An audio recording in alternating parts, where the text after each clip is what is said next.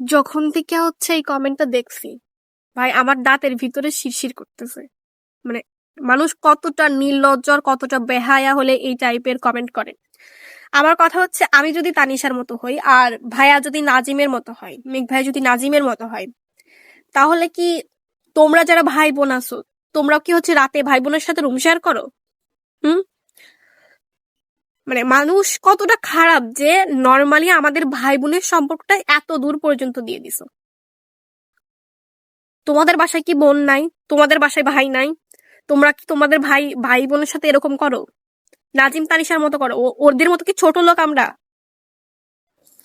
আর আরেকটা বিষয় যেটা হচ্ছে যে, ওই সেদিন আমরা যখন ওই যে টাকা নিয়ে ভিডিও করছিলাম, ভাই টাকা কি তোমরা চেনো? তোমরা তো টাকাই চিনো না।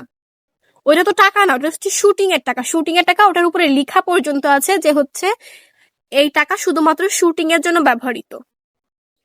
ওটা শুটিং এ ভাইয়া হচ্ছে ফটোগ্রাফার, তোমরা অনেকে জানো। ভাইয়ের এখনো কিন্তু হচ্ছে শুটিং এ রয়েছে ভাইয়া এখন। তো ওখান থেকে ভাইয়া নিয়ে আসছিল, ওগুলা দিয়ে আমরা জাস্ট ভিডিও বানাইছি। এগুলা নিয়ে তোমরা কি বলো যে আমরা নাকি হচ্ছে দেহ টেহ আন টান 7-17। তোমাদের কি ন্যূনতম বিবেক বোধ নাই, কমন সেন্স নাই নাকি? আর কথা হচ্ছে যে সবাই সবাইকে পছন্দ করে না।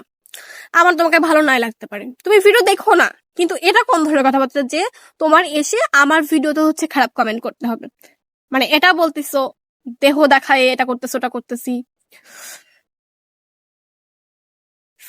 তারপর হচ্ছে যে তানিশা ভবিষ্যৎ তানিশা নাজিম, এটা কোন ধরনের কথাবার্তা? মানে আমি বলবো যে আমার মরণ হোক, তাও এরকম কিছু যেন জীবনেও না হয়। আর দুনিয়াকে ছেলের অভাব পড়ছে নাকি যে আমি আমার ভাইয়ের সাথে এসব করতে যাবো? ছি। আর ভাইয়ারও কি মানে মেয়ের অভাব পড়ছে মানে? আর মেঘ ভাইয়ের যে বর্ষাকে কি পরিমাণে ভালোবাসে তোমাদের ধারণার বাইরে, তোমাদের ধারণার বাইরে, ঠিক আছে? আর যাই হোক, একটা রিকোয়েস্ট যে মানুষকে নিয়ে এরকম উল্টাপাল্টা কমেন্ট করো না।